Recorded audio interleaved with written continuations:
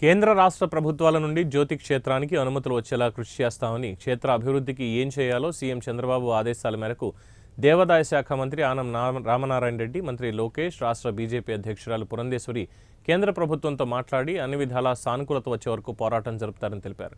ఇప్పటికే కేంద్ర మంత్రి భూపేష్ యాదవ్ను కూటమి నాయకులు విరజానంద స్వామి, ఆర్ఎస్ఎస్ వారితో సహా జ్యోతి క్షేత్రం విశిష్టతను వివరించి క్షేత్రానికి 13 ఎకరాల అటవీ భూమిని ఇచ్చేందుకు ప్రతిపాదనలు సిద్ధం చేశామని అన్నారు.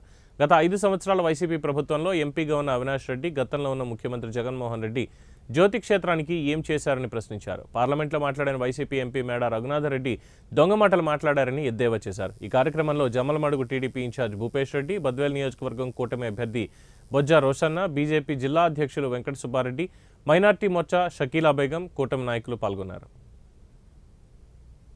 కాబట్టి ఆ సందర్భంగా ఇక్కడికి వచ్చి మనం కూడా ప్రత్యక్షంగా చూసి కాశీనాయనని దర్శనం చేసుకొని లక్ష్మీ నరసింహస్వామిని దర్శనం చేసుకోవాలనే ఉద్దేశంతో ఇక్కడికి రావడం జరిగింది.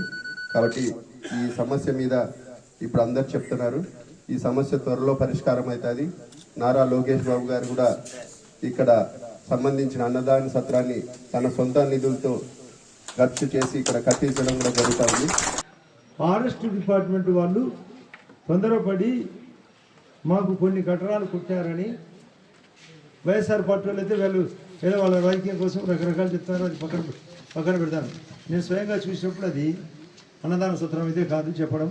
స్వామి అది కాదు కదా, తలనీళ్ళ కార్యక్రమం కదా, తలనీళ్ళు కానీ టాయిలెట్స్ కానీ వాటిని కొట్టినారు. వెంటనే గౌరవ మంత్రివర్యులు లోకేష్ గారు పాజిటివ్గా రియాక్ట్ అయ్యి నాయుడు అయిన ఒక ఆయన ఇక్కడికి పంపించి కట్టడం కూడా దాదాపు పూర్తయింది.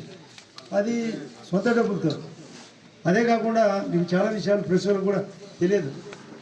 ముఖ్యమంత్రి గారితో రామనారాయణ రెడ్డి గారు మంత్రిగా నేను చెప్తాను, వెంటనే సభలో పోయి మాట్లాడితే 2 ఐఏఎస్ ఆఫీసర్లను పురమాయించడం జరిగింది.